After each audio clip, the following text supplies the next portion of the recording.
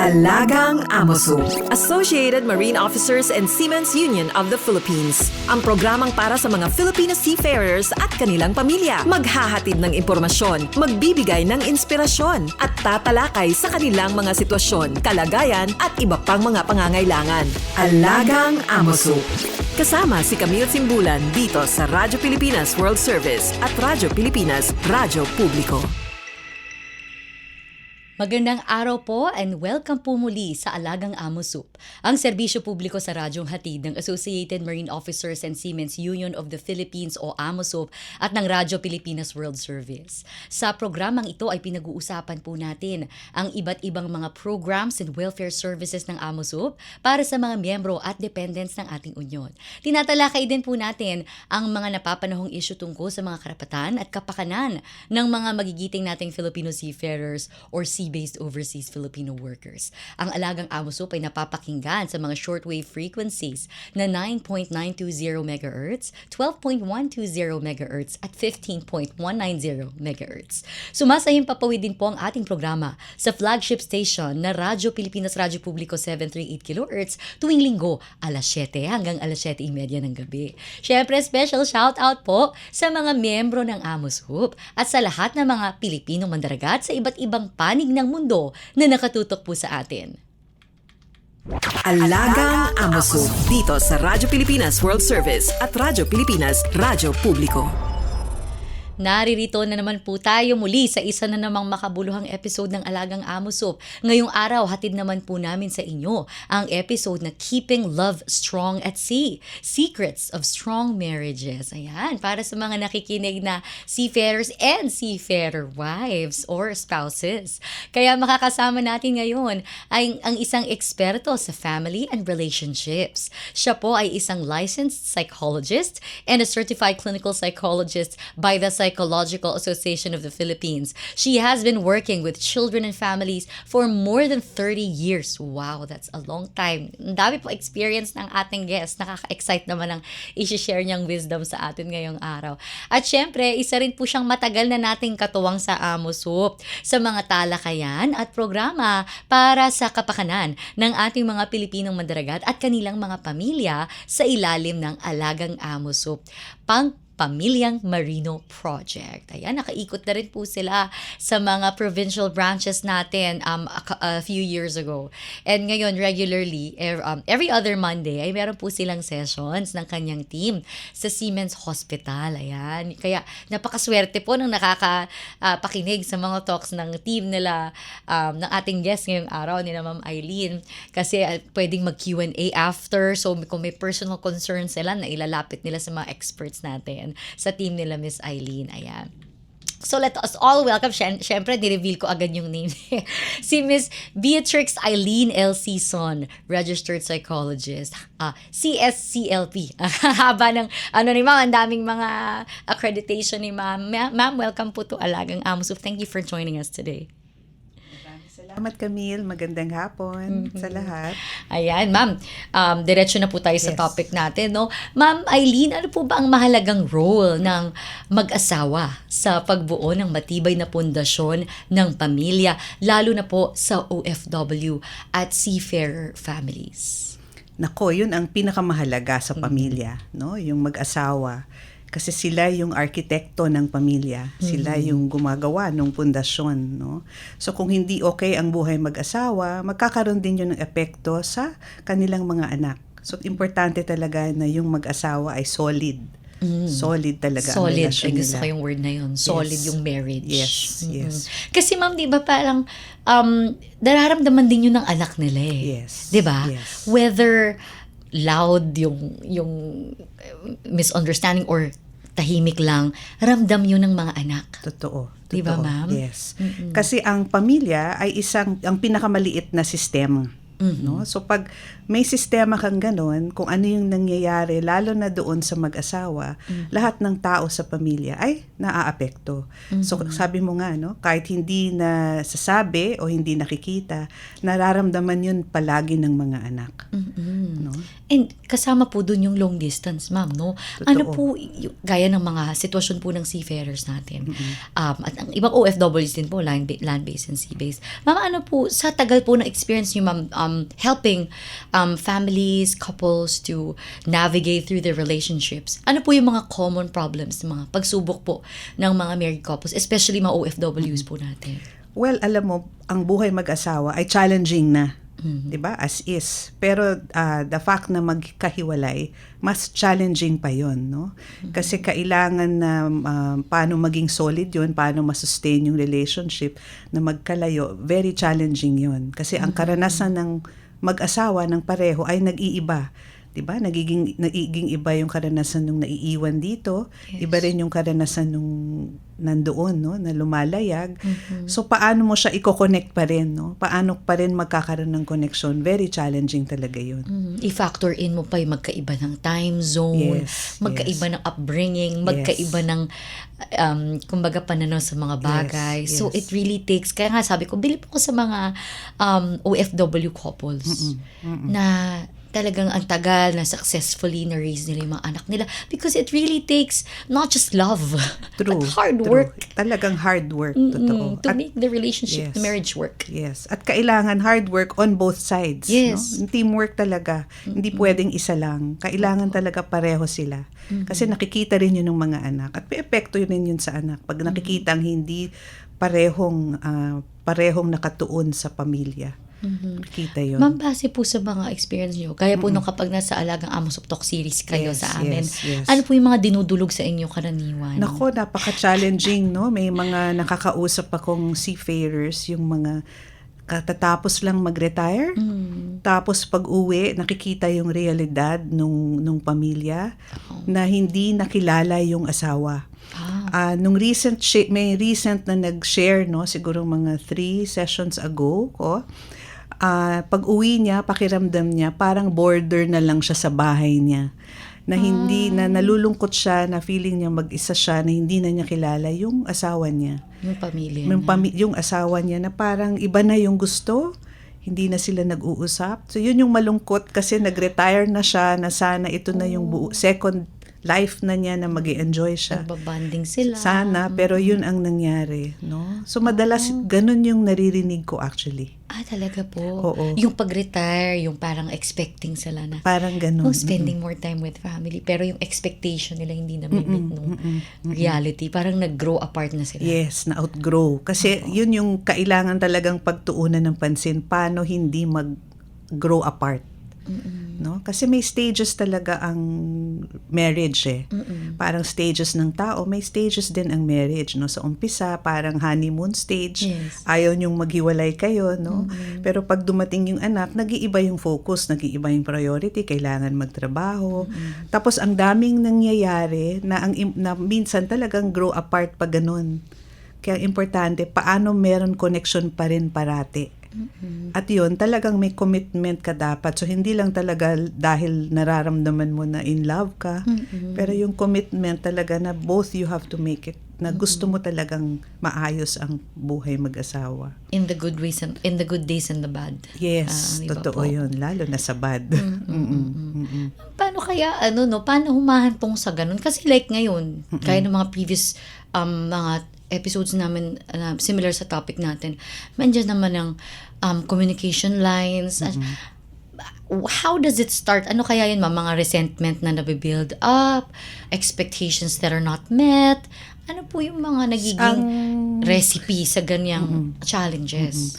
Ang nakikita ko, yung manner of pagkikipag-usap, yung communication. Pag hindi maayos yung communication, doon na nagkakaroon ng disconnect. No? So, kailangan sa umpisa pa lang, parehong nag-uusap. Hindi lang yung isa lang ang nagsasalita parate, yung isa nakikinig. Kailangan talaga may yung give and take ng communication, na parehong marunong makinig, at parehong marunong mag-empathize dun sa nararamdaman ng isa. So, kailangan practice yon. Yung communication takes practice eh. So, kailangan matuto silang makinig sa isa't isa. At yun yung challenge kasi iba yung tingin natin na dapat pag babae, siya yung salita ng salita. May mga yung, stereotypes may ganun na na kasi. stereotype, no? Na yung lalaki, makinig na lang, wag na lang magsalita. Pero hindi pwedeng ganun. Kailangan basagin yun na kailangan marunong makipag-usap sa isa't isa. Communication Tsaka yung talaga. sensitivity, ma'am, no? Yes. At tsaka yung constant presence ng not just love but respect. Yes. Kasi yes. what my husband tells me and yung mga asawa ng mga kaibigan ko, sa mga asawa nila, talagang ang laking bagay ng respeto. Yes. Yung yes. parang na, hindi naman sa sinasabi kong pare-pareho yung mga lalaki na may ego, ganyan. Pero, kasi pag na-feel nilang disrespected sila, parang somehow correlated siya sa love. Na parang, kasi respect and love always go together. Yes. Na parang even if you tell them that you love them, but they don't feel respected, parang how can you love me without respecting me? Yes. Yes. At nakikita yun ng mga anak. Yes. No, ang mga anak natin natututo sila kung paano makipag-relate sa babae at lalaki sa pamagitan ng nakikita nila sa nanay at tatay nila. So kung di nila nakikita yung respeto, dun iisipin nila na ganun pala dapat. Okay lang pala yun, yes, parang ganun. Yes. So malaking impact talaga ang mag-asawa lalo na pag may anak. Kasi doon nila nakikita o natututo kung paano makipag-usap sa lalaki at sa babae. Tsaka yun na rin yung nabibuild nilang character. Yes. Kung ano yung nakikita nila sa bahay nila. Yes. No, yes. ma'am? Ano po yung mga healthy coping strategies na pwedeng gawin ng mag-asawa na nasa long distance relationship? Okay. Siguro, ma'am, alam ko different levels yan. Yes. You know, hindi naman yan one size fits all na pare-pareho silang experiences, pare-pareho silang problemang kinakaharap. Yung iba nagsisimula parang magkalamat, yung iba malalim na masyado. Totoo. So, ma'am, sige, i-ano muna natin dun sa mga parang may nagsa-start pa lang na mga irks na parang Sa akin yung importante again yung sa communication. No? Na pag merong naiisip o nararamdaman, okay lang na sabihin ka agad.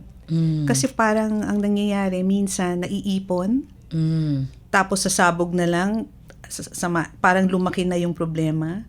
So sa umpisa pa lang, masanay na makipag-usap ng maayos yon na may respeto at nasasabi ang nararamdaman, ang pwedeng sama ng loob. Basta kailangan sa umpisa pa lang ganun na para masanay na nag-uusap ng ganun. Even the difficult conversations, ma'am. Kasi paminsan kaya nabibuild yung resentment kasi parang yung mga simpleng inis na parang palalampasin mo na lang, palalampasin. Hanggang sa hindi mo napapansin na iipon na. Yes. Diba, ma'am? Even parang i-bring up mo na. Tama kayo, ma'am, no? Sabihin mo na. Totoo. Sabihin na. Kasi minsan pag sinabi mo in the future, baka nakalimutan na niya na ginawa na niya yun. Or pwede niyang in-deny. Pero pag sinabi mo, pero yung pagkasabi mo, may respeto pa rin. Respect, no? yes. At malumanay, mas makikinig yun sa'yo. No? So meron ding paraan ng pagsabi.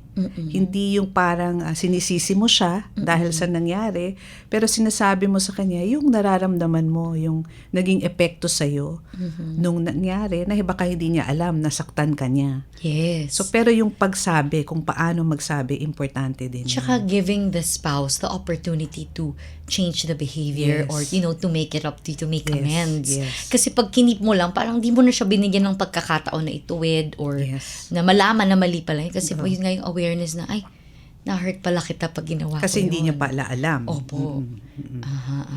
Yun naman, ma'am, yung mga sobrang yung medyo advanced stage na yung medyo problema, yung lamat sa may betrayal, may abandonment. Yung mga, kasi ang madalas, di ba, ang takot ng long distance relationship, yung infidelity na merong other person. Pero madalas, ang paliwanag ko dun sa sharing, no, sa AMOSUP, meron ng problema even before merong infidelity. Infidelity is just parang a product o outcome nung problema sa mag-asawa. Parang yun na lang yung So, even before that, meron nang nangyayari. May root cause pa yan. Meron na yan. No? And usually, ayun pa rin, yung relasyon pa rin nila. na pag hindi nila hinarap yung problema nilang mag-asawa, yun yung way nila para i-distract ang sarili, no? Para magkaroon ng balance sa relasyon, hahanap sila ng third party. And siguro ma'am, maganda rin na i-acknowledge na it's okay to seek help. Yes. Kasi sa Pilipinas medyo tabu pa yung marriage counselor, di ba? Para sa kailangan ng tao na mag-ayos ng problema niyong mag-asawa. Hindi mag-usap na lang kayo. Pero meron kasi talaga marriages, ma'am, na hindi kaya ng dalawang tao lang na minsan pag nag-usap, it will lead to, an even worse situation. Yes. So it's okay to seek help Yes, from it's okay to experts seek help. like you. Oo. Kasi hindi rin naman natin minsan alam kung paano makipag-usap yung maturely, no? Kasi medyo emotional ang Pilipino. Yes. Right? Parang minsan pag akala mo nag-uusap lang pero very intense na yung nararamdaman. So kailangan matuto tayong makipag-usap na hindi emotional. Yes. Yung kalmado lang, parang ganito. Kasi pag ganito kayo makipag-usap mag-asawa, mas makikinig yung asawa mo sa'yo. Ang madalas kasi inuuna mo yung emosyon. Kaya pag gano'n na galit ka na, ay hindi ka na pakikinggan. Nag-tune out na siya. Yes. Hindi na At nagfo-focus. saka magiging defensive na yung tao. Yes, correct. So, importante na marunong din tayong kumalma muna bago kausapin ang asawa. Yun ang isa sa mga advice talaga, no? Magandang take-away yan, mama, sa mga viewers natin na if you feel highly emotional, pag may rage or, something na sobrang intense ng emotion mo, it's okay to step back. Yes. Palamig ka muna. Yes. Before you even utter a word. Yes, Kasi yes. baka kung ano yung sabihin mo, makasakit ka naman. Totoo. Magsisisi ka, no? At hindi niya makakalimutan yung makakasakit na sinabi mo. Matalim Yes. na word. So, yun din yung importante doon, no? Na paano makipag-usap ng kalmado, na sasabi yung nararamdaman, para mas makinig yung isa. So, yun din paano makipag-usap at kailangan din nating matutong paano makinig. Yes. Na hindi tayo defensive na, ay, kinakausap ako kasi may kasalanan naman ba ako? Parang ganon, no? Yeah. So, both ways. Both ways talagang. Two-way street talaga siya, ma'am, no? Yes. It really takes two to tango. Yes. And yun ngang importante, hindi pwedeng kunyari sa practice ko, no? Hindi pwedeng yung isa lang ang may gustong ayusin yung marriage. Kung yung isa ayaw niya, hindi ko sila matutulungan. Right. Kailangan pareho sila na gusto nila. Yun dapat ang una. No? Ma'am, ano namang take niyo po dun kasi parang may mga couples na ang laking nga ng problema, ganyan. And then, let's just stay together for the kids. Yun ang rason nila. Yes. Opo. Well, madaming ganyan sa Pilipinas, no? Kasi minsan ang mga babae hindi rin makaalis dahil financially baka dependent sila.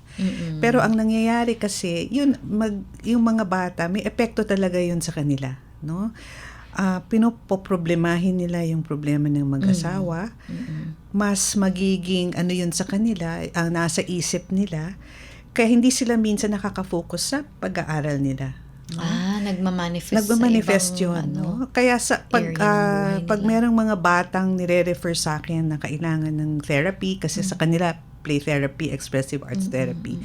Pag bata, nakikita mo talaga na they are just acting out the problem in the family. No? Na meron silang behavior na extreme sa bahay, ay dahil yon may nangyayari sa pamilya. At madalas sa buhay ng mag-asawa yun. No? So they act it out para silang barometer ng family. Yung mga bata. Oo. Kumbaga, parang siguro iipon nila yung energy sa bahay, na-relay nila sa ibang tao. Yes. At naa-absorb nila, no? Kung paano maglutas ng problema ang mag-asawa, ganun din sila. So kung kunyari, kasi hindi mo pwedeng, okay lang naman na ipakita sa anak na nagkakaroon kayo ng minsan pag-aaway, no? Disagreement. Pero kailangan makita nung anak mo na kaya nyo ring i-resolve. Hindi yung iiwanan nyo ay may problema, hindi na mag-uusap. Kasi ganun din ang tingin nila sa paglutas ng problema. No, we are also teaching them a problem-solving skill when we Yes. show them how we solve our problems. Life skills. Yes, yes. Kaya rin siguro, ma'am, no, kapag kuwari may sitwasyon sa bahay, it's also good to show the children that you know how to say sorry, Yes. you know how to be humble, you know how Yes. to acknowledge your mistakes Yes, and yes. to make it right. Yes, and you know how to resolve it, no? Kasi minsan ang problema ng mag-asawa, poproblemahin ng mga anak eh. No, that's why they Apektado get talaga depressed, sila. no? That's why there's a lot of self-harm and suicide cases. It's a problem-solving skill, no? Pag hindi ko maisip ang solusyon, I will just to simplify it, but it's not simple. I will hurt myself, I will kill myself kasi hindi ako makaisip ng ibang Way solusyon. out. Yes. And they get that from how the couple, their parents, solve problems. Ano, parang just lash out or just Oo. walk Or out. walang solusyon. Walang Walang solusyon, no? Ay, ganito na lang tayo. Yung mga sinasabi niyo sa habang kumakain, ganito na lang tayo, wala na tayong pag-asa. These are words na nakukuha nila. Yeah, because naalala ko lang, ma'am, yung psychologist pa yun na nagsabi na ang bata, they're like a sponge. Yes. Or like a blank Yes. slate. Yes. Tabula rasa. Yes. So whatever you show, whatever you feed their minds, whatever they see, whatever they hear, Yes. nagiging bahagi yun ng pagkatao nila. Totoo. Totoo. So challenge talaga i-maintain na maganda ang relasyong mag-asawa. Yung harmony. Yes, very Ma'am, challenging. para po sa couples na nakikinig ngayon, ano naman po yung masishare nyo na healthy habits? So, we know naman na talagang to be to have a healthy environment within the family. Yes, yes. Both should be willing to chip in. Yes. So, ano po yung healthy habits na pwedeng simulan ng mag-asawa? Well, yun na sana may regular silang pag-uusap, no? Buti na lang meron ng may internet, no? Kasi dati may kwentong isang seafarer susulatin Ay, niya opo, tapos yung mga buwan dati. bago niya matanggap, Oo. no? Iba na yung issue pag Oo. nagbabasa niya. So, sana magkaroon ng regular na pag-uusap at hindi lang yung pag-uusap na nagsasabi ng problema or okay lang na magsabi ng problema pero naghahanap din ng solusyon na yun ang pinag-uusapan. Pero mga masasayang pinag-uusapan, no? Anong nangyari? Sana may regular na ganun. At may regular na yung parang dapat pakiramdam ng isa't isa na team sila. Yeah. Na magkakampi sila. Hindi yung parang ikaw kasi ginawa mo to, ikaw kasi ganito. Yung may parang, sisihan, no? oo, parang di na down mo or Yes, yes. At saka yung pakikinig, no?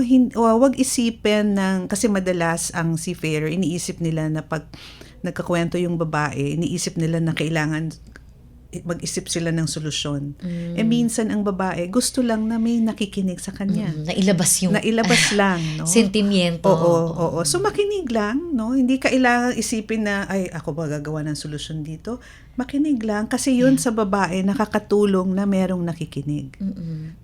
Habang sa lalaki naman, iyon nga, yung sabi mo, i-uplift sila, no? Na i-appreciate yung hirap na ginagawa nila, na malayo sila sa pamilya.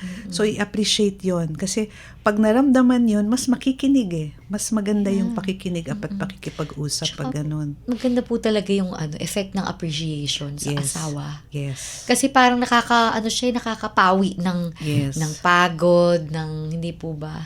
Kahit ang bigat-bigat ng katawan, pero alam mo na na-appreciate ka ng pamilya Yes. mo, na mahal ka ng pamilya mo. Yes. 'Di ba nakakagana po yun na to fight through, 'di ba? Totoo, kakayanin mo. Hanggang sa makita mo uli sila pag uwi Totoo, mo, yung totoo. ganyan. Ayun, ma'am. Ma'am, bilang isang psychologist, ano po yung best relationship advice na mabibigay niyo sa mga mag-asawa? Yung mga nagsisimula pa lang, ma'am, ng long distance relationship. Ayun na be aware lang, no, na yung asawa mo magbabago. Kung ano yung expectation mo nung una kayong nag-asawa, mag-iiba yun eh. No? Kasi yun nga, hindi mo pinakasalan ang sarili mo. So yung tao na yun, mag-iiba, mag-evolve pa siya. No? So aware ka lang na magbabago ang asawa mo. Wag tignan na masama yun. Kasi ikaw din nagbabago sa karanasan mo, sa mga kausap mo. Even if hindi ka aware. Yes, even if hindi ka aware. So maging ka lang doon, handa na tanggapin yun. Kasi minsan, mas nagiging nasisira ang relasyon dahil sa expectations mo sa kanya. Dapat ganito ka, dapat anong nangyari sa'yo, nagbago ka na, yung mga Ayan, yung mga no? ganyang linya. Nagbago ka na. Mga Pero ganon. talagang magbabago ang tao, lalo na magkahiwalay sila. So Yes. talagang yung pagbabago nung isa't isa, magiging iba. So, dapat tanggapin, no, na hindi mo pinakasalan ng sarili mo, yung expectations mo, isang tabi mo na, at tanggapin kung ano yung asawa mo ngayon. It's not a bad thing. Change is not a bad thing. It's not. It's not. We just have to embrace it. Yes, no? Na the more kasi i-resist mo yon, the more magkakaroon kayo ng tension. So, yun yung isa doon. Talagang magbabago, ma'am, no? Lalo na pag Yes. may anak na. Yes. And syempre, yung anak may ibang stages din yan. Yes. Pag iba yung kulit ng maliit. Yes. Di ba? Syempre, yung mood ng babae, pag pagod na, managing the house, Yes. taking care of the child. So, mag-iiba talaga yung totality. Yes. Yes. Totoo. And yung asawa naman sa nanalayo, kung kunyari, nagsisimula pa lang, syempre yung years na parang nandun ka sa barko and iba pa yung stress nung pag-progress mo sa career. Totoo. Hindi po ba yung pressure. ng trainings, hindi po ba, and then pagbalik dito, yung next kontrata mo, kung okay ba, di ba? Mga ganun, no? Medical, ang dami Yes. talagang factors, ma'am, no? Ang daming pressure, Daming no? pressure.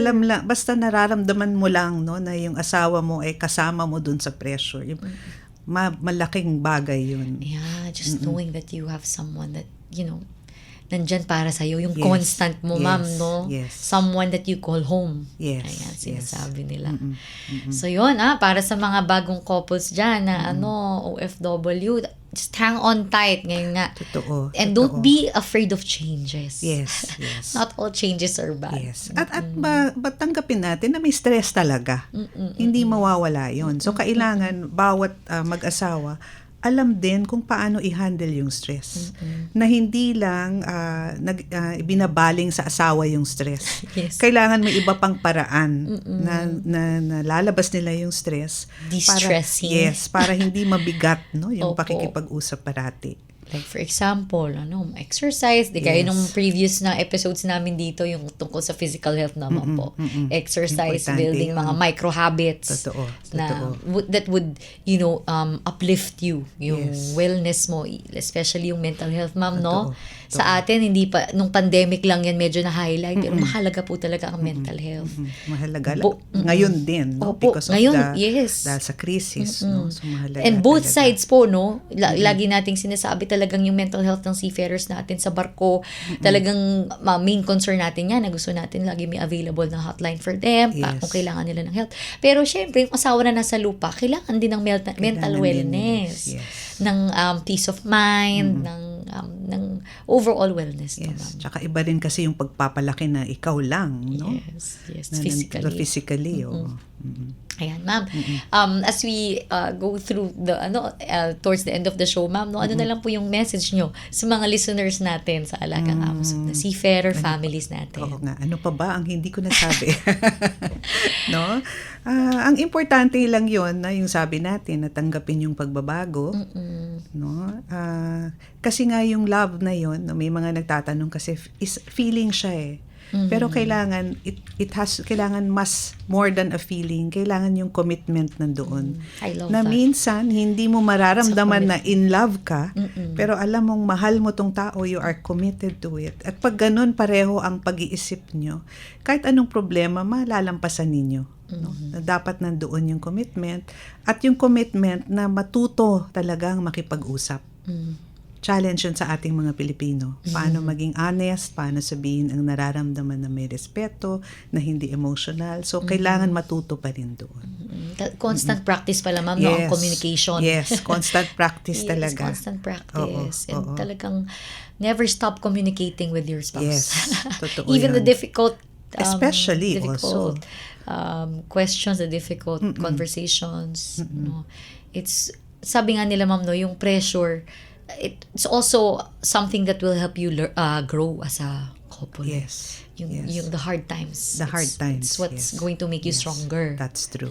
That's true. Moving forward. Ayan, maraming salamat po, Miss Eileen, Yes. sa mga wisdom na shinare nyo sa amin, sa mga tips na shinare nyo sa amin, sa mga listeners natin na seafarer spouses, seafarer families, the importance of communication and commitment and respect and love coupled with love, respect coupled with love. Thank you so much. Ayan. Sa mga screens nyo, shinare po namin ulit ang details ng ating AMOSUP Contact Center o ACC, ang telephone, mobile natin, Globe and Smart.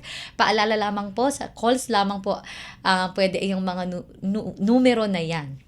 Okay, so kung hindi pa po kayo nag-follow at nag-like sa ating AMOSUP official Facebook page and AMOSUP official Facebook group, nako, dyan po namin pinopost lahat ng mga mahalagang announcements tungkol sa mga service units and yung mga programa po natin gaya ng Alagang AMOSUP talk series natin para sa mga seafarer families natin. Ano na rin po, like and subscribe na rin yung AMOSUP official YouTube channel where we post all of the episodes of our Alagang AMOSUP show dito po sa Radyo Pilipinas. And syempre, for more information about our service units, andyan pong www.amosup.org. Ayan, sa gitna po ng patuloy na tensyon sa iba't ibang panig ng mundo, mayroon din tayong nakatalagang AMOSUP Help Desk para sa inyo. Maaari po kayo makipag-ugnayan sa helpdesk@amosup.org para sa anumang katanungan o tulong na inyong kailangan. Katuwang din po natin ang Department of Migrant Workers at ang International Transport Workers Federation o ITF upang tiyakin ang kaligtasan, kapakanan at karapatan ng bawat Pilipinong mandaragat. Para sa agarang tulong o komunikasyon, narito po ang kanilang mga contact details. Nasa screens nyo po. Ayan, nandyan din po ang Seafarers Trust contact details para sa mga seafarers po natin na may agaran o emergency cases po, urgent cases sa Middle East o sa ibang panig po ng mundo kung onboard po kayo. Ayan po, nasa screens nyo po ang mga contact information ng AMOSUP, DMW at ng ITF. Muli, maraming salamat po sa inyong pagsubaybay. Salamat sa mga kasama natin sa Radyo Pilipinas, si Miss Susan Aizon, Milo Jonella, J. Arevalo, Hero Lucero, Erwin Peñano at Jerome Toledo, Justin Osayas at syempre ang ka-AMOSUP natin na si Lara San Juan. Maraming salamat po, Miss Eileen, sa pagbabahagi ng inyong kaalaman sa relationship tips para sa mga seafarer natin, seafarer couples natin at kanila pong mga pamilya. Sa ating episode ngayong araw, natutunan natin na ang matibay na pagsasama ay nasusukat sa araw-araw na pagpiling magmahal, magtiwala at umunawa kahit may distansya at kahit magkalayo man ang isa't isa. Pagbati rin pumuli sa lahat ng miyembro at dependents ng AMOSUP na siyang inspirasyon ng lahat ng mga programa at serbisyo ng ating unyon. Atin din pong subaybayan ang programang Alagang AMOSUP sa Radyo Pilipinas World Service at Radyo Pilipinas Radyo Publiko 738 kHz tuwing linggo alas 7 hanggang alas 7:30 ng gabi. Ako po si Camille Simbulan at ito po ang Alagang AMOSUP. All aboard sa talakayan. Palalimin pa ang inyong kaalaman. Alagang AMOSUP dito sa Radyo Pilipinas World Service at Radyo Pilipinas Radyo Publiko.